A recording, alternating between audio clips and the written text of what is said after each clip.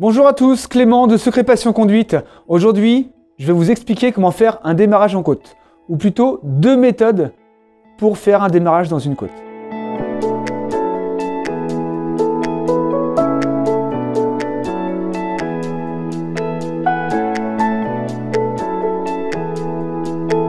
Donc avant de faire un démarrage en côte avec le frein à main, il faut savoir le mettre et l'enlever. Donc c'est assez simple, mais il y a des petites choses à savoir. Pour mettre le frein à main, j'ai tout simplement besoin de tirer dessus. Je le lève.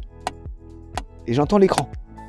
Donc d'une voiture à l'autre, il y aura plus ou moins de cran, mais il faut que au moins la voiture ne recule pas quand vous êtes dans votre côte. Quand vous lâchez le frein, si la voiture recule, c'est qu'il n'est pas assez mis. Une fois que vous voulez faire votre démarrage en côte et que vous allez sentir que la voiture veut partir, comme on va le voir dans très peu de temps, pour enlever le frein à main, vous avez besoin d'appuyer sur le bouton. Alors pas besoin d'appuyer comme un ours, hein.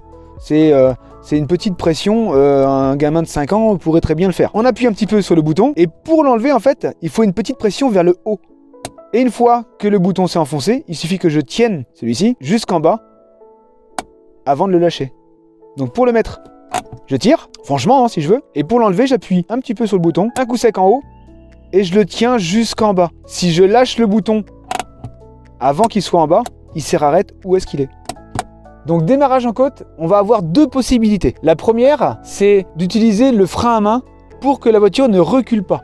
Si la voiture recule, vous allez avoir tendance à vous précipiter et quand on se précipite, en général, on n'est pas très précis, on fait des erreurs. Donc dans un premier temps, on va utiliser le frein à main pour que la voiture ne puisse pas reculer.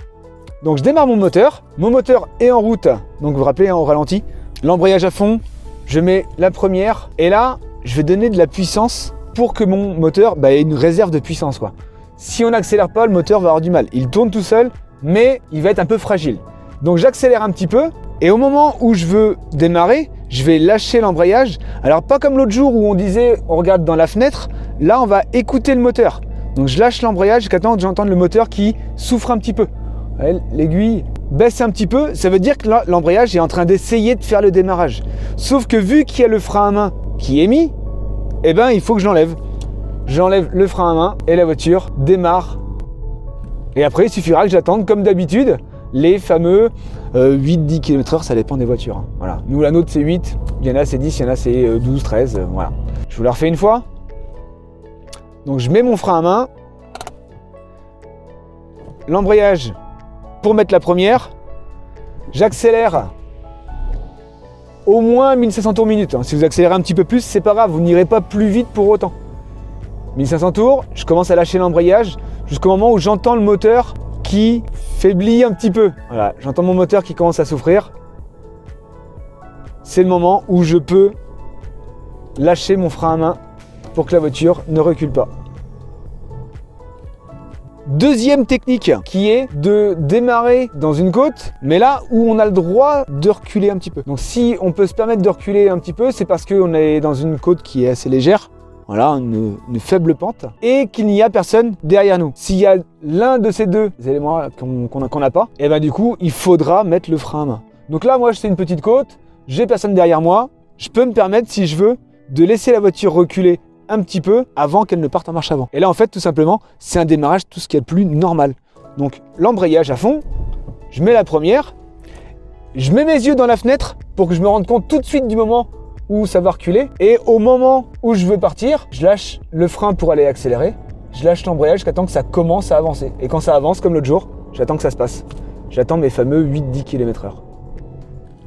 Donc cette technique-là, on va plutôt l'utiliser, comme je disais, dans les endroits où ça monte pas beaucoup et où il n'y a pas grand monde. Et puis plus tard, quand vous serez à l'aise, je pense que ce sera dans peut-être 10h, 15h, peut-être plus. Enfin, voilà. Quand vous sentirez que vous êtes à l'aise avec votre voiture, vous pourrez commencer à faire des démarrages en côte comme ça. Mais au début, voilà, on frein à main, c'est quand même pas mal, quoi.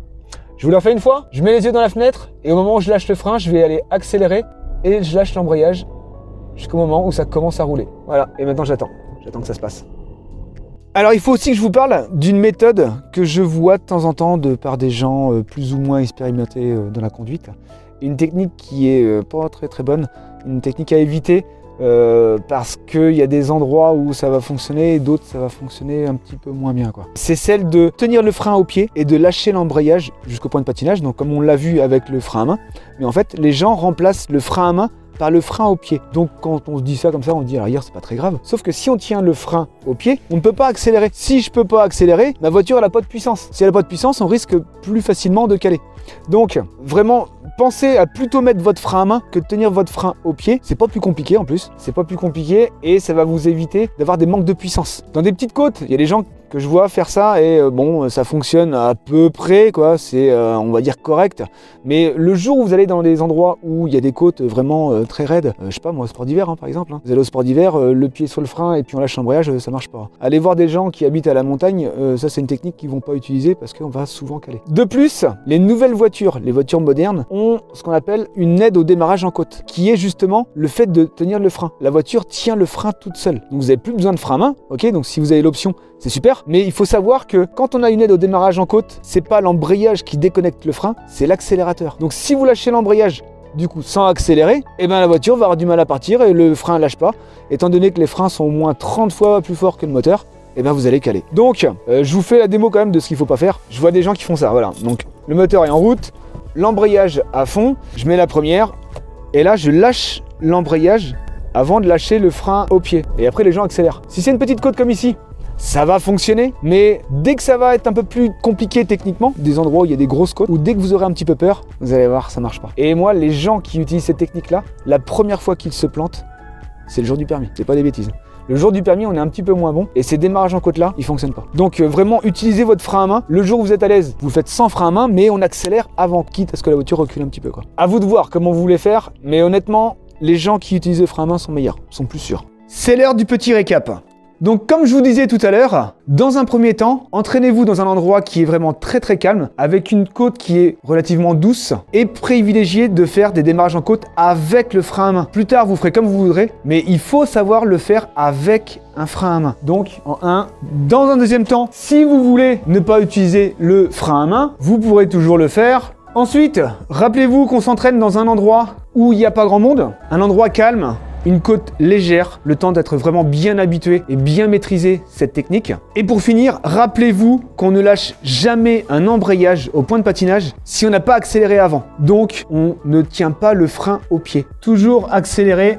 Si vous suivez ces petits conseils, dans très peu de temps, vous serez à l'aise, même dans des endroits où c'est compliqué techniquement. Donc, suivez l'ordre, entraînez-vous longtemps s'il faut, ça dépend des gens, hein. Il y a des gens qui comprennent très rapidement, il y a des gens pour qui c'est un petit peu plus long. Mais avec un peu de patience et de persévérance, vous verrez qu'un jour, vous serez très à l'aise, même dans les endroits compliqués. Je vous remercie d'avoir suivi cette vidéo et je vous dis à bientôt sur Secret Passion Conduite.